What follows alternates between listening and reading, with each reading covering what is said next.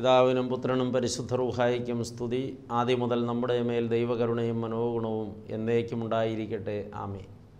ദൈവ തിരുനാമത്തിന് മഹത്വമുണ്ടാകട്ടെ.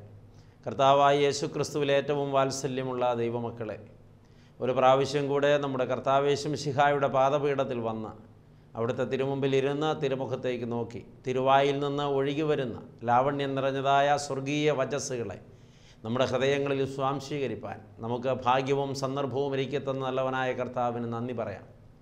പ്രിയമുള്ളവരെ, നാം ഇന്ന് ദൈവസന്നിധിയിൽ ഒത്തുകൂടി വരുമ്പോൾ ചില പ്രത്യേകമായ ധ്യാനചിന്തകൾ ദൈവാത്മാവ് നമുക്ക് പകുത്തു തരുന്നുണ്ട് എന്ന് നനയ്ക്കുകയാണ്. വിശുദ്ധ വേദപുസ്തകത്തിലെ വളരെ ശ്രദ്ധേയമായ ഒരു ഗ്രന്ഥമാണ് റോമാലേഖനം. അപ്പോസ്തലനായ പൗലോസ് ദൈവാത്മാവിൽ വളരെ ഗഹനമായ ചിന്തകൾ അവതരിപ്പിക്കുന്ന ഒരു പുസ്തകമാണ് റോമാലേഖനം. റോമാലേഖനത്തിലൂടെ അപ്പോസ്തലനായ പൗലോസ് പറയാൻ ശ്രമിക്കുന്നത് വിശ്വാസത്താൽ ക്രിസ്തു മുഖാന്തരമുള്ള നീതീകരണത്തെക്കുറിച്ചാണ്. കർത്താവായി യേശു ക്രിസ്തു കാൽവരി ക്രൂശിൽ പാപപരിഹാര യാഗമായി സ്വയം സമർപ്പിച്ചു.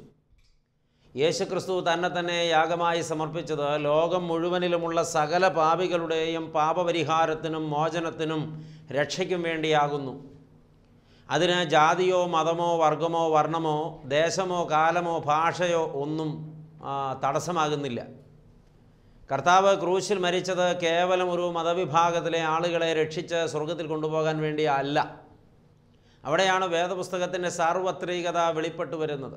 യേശുക്രിസ്തു മൂലമുള്ള രക്ഷയുടെ സാർവത്രികത വെളിപ്പെട്ടു വരുന്നത്.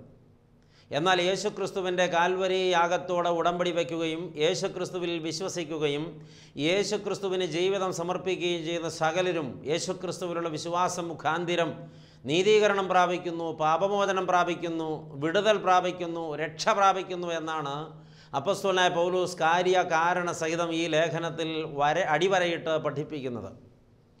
ഇപ്രകാരം യേശുക്രിസ്തുവിൽ വിശ്വസിച്ച് അനേകായിരം ആളുകൾ പൂർണ്ണ രക്ഷ സ്വായത്തമാക്കിയിട്ടുണ്ട്. അത് ലക്ഷോപലക്ഷം ആളുകളിലേക്ക് എത്തിയിട്ടുണ്ട്. പ്രിയപ്പെട്ടവരെ, അച്ഛൻ ആദ്യം പറഞ്ഞതുപോലെ ഇത് ജാതി മത വർഗവർണ്ണ ഭേദങ്ങൾക്ക് അതിൻ്റെ പരിമിതിക്കുള്ളിലല്ല. ഇതിൽ ജാതിയും മതവുമില്ലാതെ വർഗവർണ്ണ വ്യത്യാസമില്ലാതെ ലക്ഷോപലക്ഷം ആളുകൾ യേശുക്രിസ്തു മൂലമുള്ള നീതീകരണത്തിന് പാത്രീഭൂതരായി തീർന്നിട്ടുണ്ട്. വിശ്വാസത്താൽ അവരത് പ്രാപിക്കുക അത്രേ ചെയ്തിരിക്കുന്നത്. അത് നമുക്കെല്ലാവർക്കും ഒരു പാഠമാണ്. ക്രിസ്ത്യാനിയാണ് എന്നുള്ളത് കൊണ്ട് എല്ലാവരും ഈ നീതീകരണം പ്രാപിച്ചു എന്ന് ഉറപ്പിക്കുകയൊന്നും വേണ്ട. ക്രിസ്ത്യാനി എന്ന പേരുള്ളത് കൊണ്ടോ ഏതെങ്കിലും പാരമ്പര്യമുള്ളതായ സഭാവിഭാഗങ്ങളിൽ അംഗമായിരുന്നത് കൊണ്ടോ പുതിയ നവീന സഭാവിഭാഗങ്ങളുടെ ഭാഗമായി മാറിയതുകൊണ്ടോ ഈ നീതീകരണം സിദ്ധിച്ചു എന്ന് വരില്ല. ഈ കാലഘട്ടത്തിൽ പലരും ദൈവത്തെ അന്വേഷിക്കുന്നതും ദൈവത്തെ ആരാധിക്കുന്നതും അവരുടെ ഭൗതിക കാര്യസാധ്യങ്ങൾക്കോ ലോകപ്രകാരമുള്ള സംരക്ഷണങ്ങൾക്കോ വേണ്ടി മാത്രമായിത്തീരുമ്പോൾ, വിശ്വാസത്തിൻ്റെ തലം വികലമാക്കപ്പെടുമ്പോൾ, യേശുക്രിസ്തുവിൻ്റെ ക്രൂശിലെ യാഗം മൂലമുള്ള പാപപരിഹാരവും വീണ്ടെടുപ്പും ഈ ആളുകൾക്ക് പലപ്പോഴും അനുഭവവേദ്യമല്ലാതെ വരുന്നുണ്ട്. എന്നാൽ വ്യക്തമായി നാം യേശുക്രിസ്തുവിൻ്റെ യാഗത്തിൻ്റെ വില മനസ്സിലാക്കണം. യേശുക്രിസ്തു ആരെന്നും എന്തിനായിട്ട് ഭൂമിയിൽ അവതരിച്ചുവെന്നും യേശുക്രിസ്തു മാനവകുലത്തിന് വേണ്ടി എന്തു ചെയ്തു എന്നും യേശുക്രിസ്തുവിൻ്റെ ക്രൂശിലെ യാഗത്തിൻ്റെ പ്രസക്തി എന്താണെന്നും യേശുക്രിസ്തു മൂലം നമുക്ക് സിദ്ധിച്ചതായ വിടുതലിൻ്റെ ആഴം എത്രയെന്നും ഓരോ വ്യക്തിയും തിരിച്ചറിയേണ്ടതുണ്ട്. ഇപ്രകാരം ഒരു തിരിച്ചറിവിലെത്തി യേശുക്രിസ്തുവിലുള്ള വിശ്വാസം മൂലം പാപമോചനം പ്രാപിച്ച് നീതീകരണം പ്രാപിച്ച് വിശുദ്ധീകരണം പ്രാപിച്ച് യേശുക്രിസ്തുവിനോട് ഒന്നാക്കപ്പെടുമ്പോഴാണ് ഒരു വ്യക്തിയുടെ ജീവിതത്തിൽ പൂർണ്ണമായ രക്ഷ സ്വായത്തമായി തീരുന്നത്. അപ്രകാരമായി തീരുവാൻ എല്ലാവർക്കും ദൈവം ഭാഗ്യം തരട്ടെ. അത് ഗഹനമായി പഠിക്കേണ്ട വിഷയമാണ്. അതിലേക്കല്ല ഇന്ന് നിങ്ങളുടെ ശ്രദ്ധ തിരിക്കുന്നത്. ഇപ്രകാരം യേശുക്രിസ്തുവിൽ വിശ്വസിച്ച് യേശുക്രിസ്തുവിലുള്ള വിശ്വാസം മൂലം അവൻ്റെ ക്രൂശിലെ യാഗത്തിലുള്ള ഉടമ്പടി മൂലം നീതീകരണം പ്രാപിച്ച ഒരു വിശ്വാസി, ആ വിശ്വാസിയുടെ ജീവിതത്തിൽ പാലിക്കേണ്ട ചില ചുമതലകളെക്കുറിച്ച് റോമാലേഖനത്തിൻ്റെ അവസാന അധ്യായങ്ങളിൽ അപ്പോസ്തലനായ പൗലോസ് അടിവരയിട്ട് പറയുന്നുണ്ട്. വേറൊരർത്ഥത്തിൽ പറഞ്ഞാൽ യേശുക്രിസ്തുവിൻ്റെ ക്രൂശിലെ യാഗം അതിലുള്ള വിശ്വാസം മൂലം നീതീകരണം പ്രാപിച്ച ഒരു വ്യക്തി തൻ്റെ ജീവിതം കൊണ്ട് അത് അടയാളപ്പെടുത്തണമെന്നാണ് അപ്പോസ്തലനായ പൗലോസ് പറഞ്ഞു വയ്ക്കുന്നത്. ഇത് എണ്ണി ചിന്തിക്കേണ്ട ഒരു വിഷയമാണ്. എന്തൊക്കെയാണ് ഒരു യഥാർത്ഥ വിശ്വാസിയുടെ ചുമതലകളായി അപ്പോസ്തലനായ പൗലോസ് അവതരിപ്പിക്കുന്നത്? ഒന്നാമത്തെ ചിന്ത റോമാലേഖനം 12-ാം അധ്യായത്തിൻ്റെ ഒന്നാമത്തെയും രണ്ടാമത്തെയും വാക്യത്തിൽ രേഖപ്പെടുത്തി വച്ചിട്ടുണ്ട്. അപ്പോസ്തലനായ പൗലോസ് ഇങ്ങനെ വിളിച്ചു പറയുകയാണ്, സഹോദരന്മാരെ, ഞാൻ ദൈവത്തിൻ്റെ മനസ്സലിവ് ഓർപ്പിച്ച് നിങ്ങളെ പ്രബോധിപ്പിക്കുന്നത് എന്തെന്നാൽ, നിങ്ങൾ ബുദ്ധിയുള്ള ആരാധനയായി നിങ്ങളുടെ ശരീരങ്ങളെ ജീവനും വിശുദ്ധിയും ദൈവത്തിന് പ്രസാദവുമുള്ള യാഗമായി സമർപ്പിക്കണം. ദൈവത്തോടുള്ള ബന്ധത്തിൽ ഓരോ വ്യക്തിയും തങ്ങളെ തന്നെ പരിപൂർണമായും ദൈവത്തിന് സമർപ്പണം ചെയ്യണം. ആത്മശരീര മനസ്സുകൾ പൂർണ്ണമായും ദൈവത്തിന് സമർപ്പണം ചെയ്യണം. യേശുക്രിസ്തു മൂലമുള്ള നീതീകരണം പ്രാപിച്ച ദൈവപൈതലിൻ്റെ ചുമതലയാണ്. എൻ്റെ ജീവിതം യേശുക്രിസ്തുവിന് അവകാശപ്പെട്ടതാണ്. എൻ്റെ ചിന്തകൾ യേശുക്രിസ്തുവിന് അവകാശപ്പെട്ടതാണ്. എൻ്റെ ശരീരം, അതിൻ്റെ എല്ലാ പ്രവർത്തനങ്ങളും യേശുക്രിസ്തുവിന് അവകാശപ്പെട്ടതാണ്. എൻ്റെ വാക്കുകൾ അത് യേശുക്രിസ്തുവിന് അവകാശപ്പെട്ടതാണ്. എൻ്റെ കണ്ണ് കാണുന്ന കാഴ്ചകൾ അത് യേശുക്രിസ്തുവിന് അവകാശപ്പെട്ടതാണ്. ഞാൻ എന്നെ പരിപൂർണമായും ദൈവകരങ്ങളിൽ സമർപ്പണം ചെയ്യണമെന്നാണ് അപ്പോസ്തലനായ പൗലോസ് എന്നോട് നിങ്ങളോടും ഓർമ്മിപ്പിക്കുന്നത്. അവിടെ നമുക്ക് ഒരു വലിയ പരാജയം സംഭവിക്കുന്നുണ്ട്. അത് സമ്മതിക്കാതെ തരമില്ല. യേശുക്രിസ്തുവിനെ ഉപയോഗിച്ച് നമ്മുടെ ആവശ്യങ്ങളെല്ലാം സാധിപ്പിച്ചെടുക്കുന്ന തലങ്ങളിലേക്ക് നമ്മുടെ ആത്മീയത ഇന്ന് വഴിമാറിയിട്ടുണ്ട്. എന്നാൽ നമുക്ക് ലഭിച്ച കൃപയ്ക്കൊത്തവണ്ണം നമുക്കുള്ള സകല സാധ്യതകളും, ദൈവം തന്ന സകല സാധ്യതകളും ദൈവനാമത്തിൻ്റെ മഹത്വത്തിന്, ദൈവരാജ്യത്തിൻ്റെ കെട്ടുപണിക്ക്, ദൈവവേലയുടെ പ്രകാശനത്തിന് പ്രയോജനപ്പെടുത്തപ്പെടുമ്പോഴാണ് ഒരു വിശ്വാസി യഥാർത്ഥത്തിൽ നീതീകരണം പ്രാപിച്ചതിൻ്റെ ഗുണം വെളിപ്പെട്ടു വരുന്നത്. ആ ഗുണം വെളിപ്പെടുവാനും വെളിപ്പെടുത്തുവാനും നമുക്ക് കഴിയുന്നില്ലെങ്കിൽ യേശുക്രിസ്തു മൂലമുള്ള നീതീകരണം നമ്മുടെ ജീവിതത്തിൽ ഇതുവരെ യാഥാർത്ഥ്യമായിട്ടില്ല എന്ന് പറഞ്ഞു വയ്ക്കേണ്ടി വരും. അങ്ങനെ പറഞ്ഞു വയ്ക്കുമ്പോൾ അത് പ്രയാസകരമാണെങ്കിലും അതാണ് പരമാർത്ഥം, അതാണ് സത്യം, അത് നിഷേധിക്കപ്പെടാനാകാത്ത ഒരു സത്യവുമാണ്.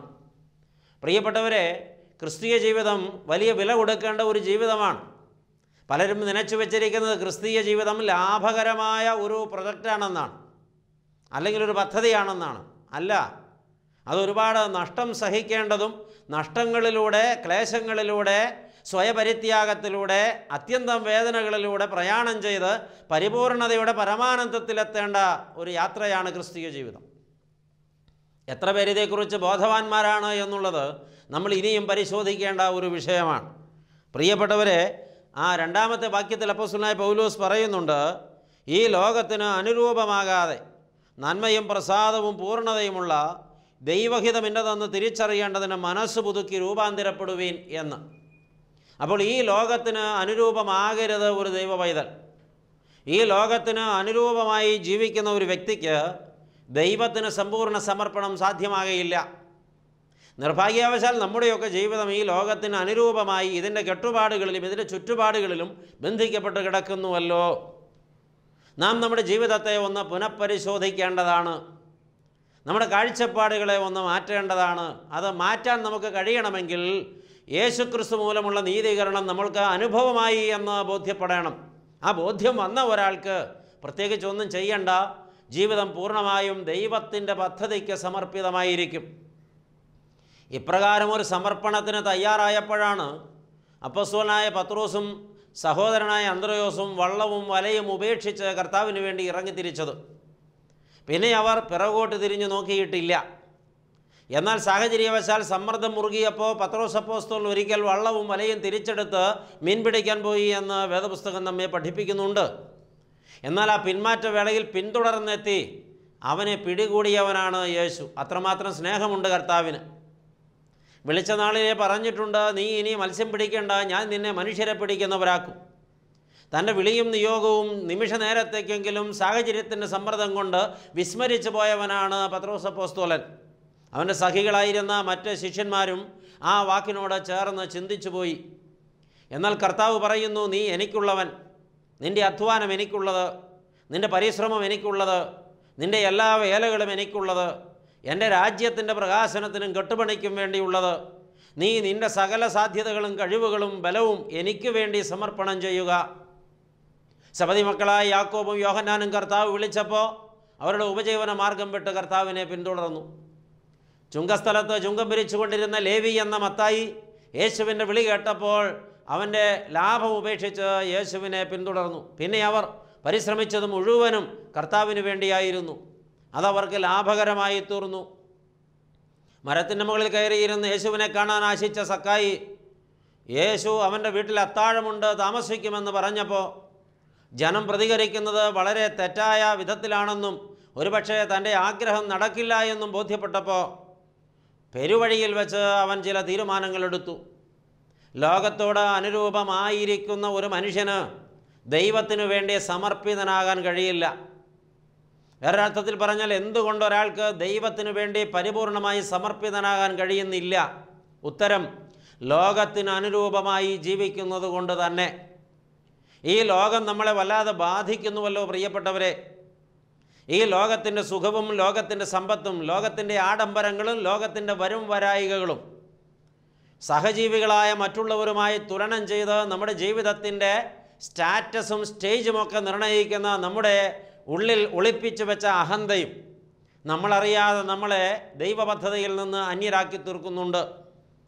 ദൈവത്തെ വിളിച്ചപേക്ഷിച്ച് ദൈവീക സാമീപ്യത്തോടെ അല്ലെങ്കിൽ ദൈവത്തിൻ്റെ ഇടപെടലോടെ ജീവിതത്തിൻ്റെ എല്ലാ ഭൗതിക മേഖലകളും സുരക്ഷിതമാക്കുമ്പോൾ നാം മറന്നുപോകുന്ന ഒരു വലിയ പാഠമാണ് എന്നെ ദൈവത്തിന് പ്രയോജനപ്പെടുന്നുണ്ടോ എന്നുള്ളത്. ഇവിടെയാണ് നമ്മുടെ സമ്പൂർണ്ണ സമർപ്പണത്തിൻ്റെ ആവശ്യകത നമ്മൾ തിരിച്ചറിയേണ്ടിയിരിക്കുന്നത്. ദൈവം നമുക്ക് തന്ന കഴിവുകൾ ഇന്ന് ഏത് തലങ്ങളിലാണ് വിനിയോഗിക്കപ്പെടുന്നത്? ദൈവം ഒരുപാട് ആളുകൾക്ക് ഒരുപാട് വിധത്തിലുള്ളതായ സാധ്യതകൾ തന്നിട്ടുണ്ട്. നമ്മുടെ ആരോഗ്യം, നമ്മുടെ ബലം, നമ്മുടെ ശക്തി, നമ്മുടെ സമ്പത്ത്, ദൈവം തന്ന സാധ്യതകൾ ദൈവത്തിനു വേണ്ടി സമർപ്പണം ചെയ്യുവാൻ നമുക്ക് കഴിഞ്ഞിട്ടുണ്ടോ? ഈ വക സമർപ്പണത്തിന് മുതിർന്നവരൊക്കെ അനുഗ്രഹീതരായിട്ടുണ്ട്. അവരുടെ കടമകൾ തിരിച്ചറിഞ്ഞവർ ചെയ്തിട്ടുണ്ട്. അപ്പോസ്തലനായ പൗലോസിനെ കുറിച്ച് നമ്മൾ ചിന്തിക്കുക. വലിയ സമ്പന്നനായിരുന്നു അദ്ദേഹം. വലിയ കപ്പൽ വ്യൂഹത്തിൻ്റെ ഉടമയായിരുന്നു അദ്ദേഹത്തിൻ്റെ പിതാവ് എന്ന് ചരിത്രകാരന്മാർ പറയുന്നുണ്ട്. മാത്രമല്ല അദ്ദേഹം വലിയ പാണ്ഡിത്യമുള്ളൊരു മനുഷ്യനായിരുന്നു. അന്നത്തെ കാലത്ത് സർവകലാശാല വിദ്യാഭ്യാസം ലഭിച്ച അപൂർവ വ്യക്തിത്വങ്ങളിൽ ഒന്നായിരുന്നു അപ്പോസ്തലനായ പൗലോസ്. 4-5 ഭാഷകൾ അനായാസം കൈകാര്യം ചെയ്യുവാനുള്ളതായ കഴിവ് അദ്ദേഹത്തിനുണ്ടായിരുന്നു. ന്യായപ്രമാണം സംബന്ധിച്ചൊരു മഹാപണ്ഡിതനായിരുന്നു പൗലോസ് ലീഹ. ഈ യഹൂദ മതത്തിൻ്റെ സുപ്രീം കോർട്ട് എന്ന് വിളിക്കപ്പെട്ടതായ സൻഹെഡ്രിൻ സംഘത്തിൽ ഏതെങ്കിലും ആളുകൾക്ക് ഏതെങ്കിലും നിയമവകുപ്പുകൾ സംബന്ധിച്ച് സംശയം തോന്നിയാൽ അത് ദൂരീകരിക്കാൻ അവർ ബന്ധപ്പെട്ടിരുന്നത് പൗലോസിനെ പോലെ മഹാജ്ഞാനിയായ ഒരു ന്യായപ്രമാണ പണ്ഡിതനെയായിരുന്നു. വളരെ ചെറുപ്പകാലത്ത് തന്നെ അസാമാന്യമായ പാണ്ഡിത്യം സമ്പാദിച്ച ഈ മനുഷ്യൻ തർസൂസിൻ്റെ പടിവാതിക്കൽ വെച്ച് കർത്താവിൻ്റെ വിളി കേട്ടപ്പോൾ, കർത്താവ് തന്നെ ആവശ്യപ്പെടുന്നുവെന്ന് തിരിച്ചറിഞ്ഞപ്പോൾ, തൻ്റെ ജീവിതത്തിൻ്റെ നിയോഗം എന്താണെന്ന് ബോധ്യപ്പെട്ടപ്പോൾ അതുവരെ തനിക്ക് ലഭിച്ച സകല സാധ്യതകളും വഴിതിരിച്ചു വിട്ടു കർത്താവിന് വേണ്ടി. ഒരു സമ്പൂർണ്ണ സമർപ്പണമാണ് പിന്നെ നടത്തിയത്. ലോകത്ത് അതുവരെ ഉണ്ടായിരുന്നതെല്ലാം ചപ്പെന്നും ചവറെന്നും എണ്ണി തനിക്കുണ്ടായിരുന്ന ലാഭങ്ങളും നേട്ടങ്ങളും എല്ലാം ഉപേക്ഷിച്ചു. സമ്പൂർണ്ണ സമർപ്പണത്തിന് ഉത്തമ ഉദാഹരണം വേദപുസ്തകത്തിൽ അന്വേഷിച്ചാൽ അപ്പോസ്തലനായ പൗലോസിൽ തന്നെ അത് കണ്ടെത്താൻ കഴിയും. പ്രിയപ്പെട്ടവരെ, ഈ വക സമർപ്പണമാണ് കർത്താവ് നമ്മളോട് ആവശ്യപ്പെടുന്നത്. യേശുക്രിസ്തു മൂലം രക്ഷിക്കപ്പെട്ട ദൈവമക്കൾ അവരുടെ ജീവിതത്തിൽ ആ രക്ഷ സ്വായത്തമാക്കി സ്വർഗം എനിക്ക് അവകാശമാണെന്ന് പറഞ്ഞും വെച്ചിട്ട് ഭൗമലോകത്തിന് അനുരൂപമായി ജീവിക്കരുത്. സ്വർഗത്തിൽ ഒരു ദൈവ പൈതലിൻ്റെ ലക്ഷ്യം ഉറപ്പാക്കിയിട്ട് ഈ ഭൂമിയിൽ യേശുക്രിസ്തുവിന് വേണ്ടി ജീവിക്കുന്നവരായി നാം തീരണം. അവിടെയാണ് ഈ ലോകത്തിന് അനുരൂപമാകാതെ നന്മയും പ്രസാദവും പൂർണ്ണതയുമുള്ള ദൈവഹിതം ഇന്നതെന്ന് തിരിച്ചറിയേണ്ടതിന് മനസ്സ് പുതുക്കി രൂപാന്തരപ്പെടുവാൻ അപ്പോസ്തലനായ പൗലോസ് പറയുന്നത്. നമുക്കിന്ന് വേണ്ടത് ഒരു രൂപാന്തരീകരണമാണ്, വ്യക്തമായ ഒരു മാറ്റമാണ്. ലോകത്ത് ഒരുപാട് പേർ ക്രിസ്ത്യാനികളുണ്ട്, ക്രിസ്തുവിനെ അനുകരിക്കുന്നവർ വളരെ ചുരുക്കമാണ്. ഒരുപാട് പേർ ക്രിസ്തീയ സഭകളിൽ അംഗങ്ങളാണ്, പക്ഷെ ക്രിസ്തുവിനുള്ളവർ വളരെ ചുരുക്കമാണ്. ഒരുപാട് പേർ ആത്മീയതയിൽ ഒരുപാട് തീക്ഷ്ണമായ ഒരുപാട് മേഖലകൾ പ്രകടിപ്പിക്കുന്നുണ്ട്, പക്ഷെ ക്രിസ്തുവിനെ സമർപ്പിക്കപ്പെട്ടവർ വിരളമാണ്. ഇവിടെയാണ് ദൈവത്തിൻ്റെ ആത്മാവ് നമ്മെ ശക്തമായി ഹേമിക്കുന്നത്, ഓർമ്മിപ്പിക്കുന്നത്. വാത്സല്യമുള്ളവരെ, ഞാനും നിങ്ങളും സമ്പൂർണ്ണമായും യേശുക്രിസ്തുവിനും അവിടുത്തെ പദ്ധതിക്കും ദൈവരാജ്യത്തിൻ്റെ കെട്ടുപണിക്കും സുവിശേഷ വേലയുടെ പ്രകാശനത്തിനും നമ്മുടെ കഴിവുകൾ മുഴുവനും സമർപ്പിച്ച് നമ്മുടെ ആരോഗ്യം, നമ്മുടെ ശരീരം, നമ്മുടെ മനസ്സ്, നമ്മുടെ ആത്മാവ്, നമ്മുടെ ചിന്തകൾ എല്ലാം സമർപ്പിച്ച് ദൈവവേലയിൽ പ്രകാശിതരായിത്തീരണമെന്ന് കർത്താവ് ആഗ്രഹിക്കുന്നു. അതവൻ നമ്മോട് ആവശ്യപ്പെടുകയും ചെയ്യുന്നു. അപ്പോൾ വിശ്വാസത്താൽ നീതീകരണം പ്രാപിച്ച രക്ഷയുടെ സന്തോഷം അനുഭവിച്ച ദൈവ പൈതലിൽ നിന്ന് ഒന്നാമതുണ്ടാകേണ്ടതായ സമർപ്പണം ദൈവത്തോടാണ്. അത് നമ്മളെ തന്നെ പരിപൂർണമായും ദൈവ പദ്ധതിക്കും ദൈവവേലയ്ക്കും സമർപ്പണം ചെയ്യുക എന്നുള്ളതാണ്. രണ്ടാമത് 12-ാം അധ്യായത്തിൻ്റെ 3-ാമത്തെ വാക്യത്തിൽ അപ്പോസ്തലനായ പൗലോസ് പറയുന്നത് ശ്രദ്ധിക്കുക. ഭാവിക്കേണ്ടതിന് മീതെ ഭാവിച്ചുയരാതെ ദൈവം അവനവന് വിശ്വാസത്തിൻ്റെ അളവ് പങ്കിട്ടതുപോലെ സുബോധമാകും വണ്ണം ഭാവിക്കണമെന്ന് ഞാൻ എനിക്ക് ലഭിച്ച കൃപയാൽ നിങ്ങളിൽ ഓരോരുത്തരോടും പറയുന്നു. അപ്പോസ്തലനായ പൗലോസ് രണ്ടാമത് പറഞ്ഞു വയ്ക്കുന്നത്, നാം നമ്മുടെ ജീവിതത്തിൽ പ്രായോഗികമാക്കി തീർക്കേണ്ട രണ്ടാമത്തെ ചുമതല ഉന്നതഭാവം നടിക്കാതെ വിനയപ്പെടുക എന്നുള്ളതാണ്. പ്രിയപ്പെട്ടവരെ, മനുഷ്യരെല്ലാവരും ഉന്നതഭാവം നടിക്കുന്നുണ്ട് എന്നുള്ളതാണ് ഒരു സത്യം. എല്ലാവരും എന്ന് പറഞ്ഞു വയ്ക്കുമ്പോൾ മുഴുവൻ ആളുകളും എന്ന് അർത്ഥമാക്കേണ്ടതില്ല. ഭൂരിപക്ഷവും, അപൂർവം ചിലരെങ്കിലും വിനയം കൊണ്ട് ജീവിതത്തിൽ ചരിത്രമെഴുതിയവരും ചിത്രമെഴുതിയവരുമാണ്. എന്നാൽ ബഹുഭൂരിപക്ഷം പേരും, ഞാനും നിങ്ങളും, ഉന്നതഭാവമുള്ളവരാണ്. ഭാവിക്കേണ്ടതിന് മീതെ ഭാവിച്ചുയരുന്നവരെയാണ് ഉന്നതഭാവമുള്ളവരെന്ന് പറയേണ്ടത്. അർഹതയുള്ളതിലധികം ഭാവിക്കുക, തന്നിലുള്ളതിലധികം ഉണ്ടെന്ന് നടിക്കുക. ഭക്തിയെക്കുറിച്ചാണെങ്കിൽ പോലും ഇത് പലപ്പോഴും നമ്മളിൽ അതിപ്രസരം സൃഷ്ടിക്കുന്നുണ്ട്. ചിലരുടെയൊക്കെ ഭക്തി, പ്രിയപ്പെട്ടവരെ, ഉള്ളതിൽ എത്രയോ മടങ്ങാണ് പ്രകടിപ്പിക്കപ്പെടുന്നത്. പ്രകടമായി കാണുന്നത് പലതും ജീവിതത്തിൽ പച്ചയ്ക്ക് ഇല്ലാത്തതുകൊണ്ട് ഇന്ന് ഒരുപാട് പേർ ആത്മീയ മേഖലയിൽ പരിഹാസപാത്രങ്ങളായി മാറുന്നുണ്ട്.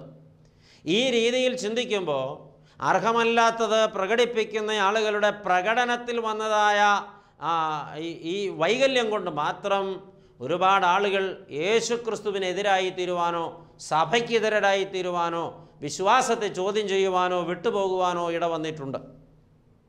നമ്മളെപ്പോഴും നനയ്ക്കണം, വിനയമാണ് ഒരു ദൈവ പൈതലിൽ നിന്ന് പ്രതീക്ഷിക്കുന്നത്.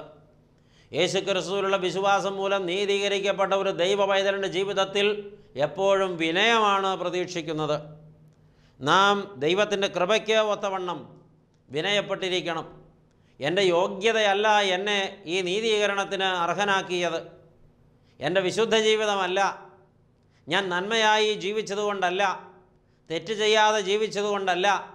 ഞാൻ പാപിയായിരുന്നു, ഞാൻ തിന്മ പ്രവർത്തിച്ച ആളായിരുന്നു, എൻ്റെ ജീവിതത്തിൽ വക്രതയും കോട്ടവും ഉണ്ടായിരുന്നു, ഞാൻ ദോഷം പ്രവർത്തിച്ച വ്യക്തിയാണ്, എൻ്റെ രഹസ്യ ജീവിതം പാപപങ്കിലമായിരുന്നു.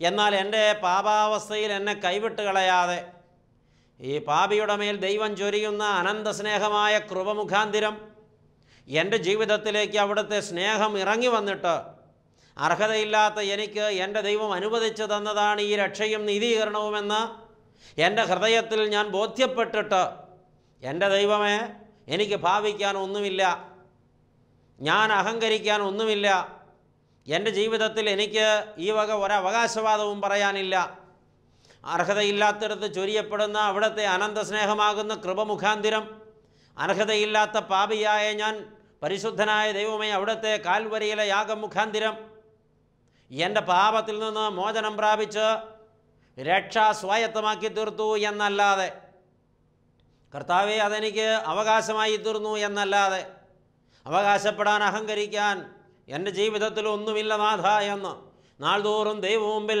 മുഴങ്കാൽ മടക്കി താണിരുന്ന് പറയുവാനും ആ വിനയത്തോടെ ലോകത്തിൻ്റെ മുമ്പിൽ യേശുവിനെ അവതരിപ്പിക്കുവാനും വിനയം കൊണ്ട് മാത്രം അനേകരെ യേശുവിലേക്ക് ആകർഷിക്കുവാനും നമുക്ക് കഴിയണം. നിർഭാഗ്യാവശാൽ നമ്മളെല്ലാവരും അഹന്ത കൊണ്ട് ചേർത്തുപോയി.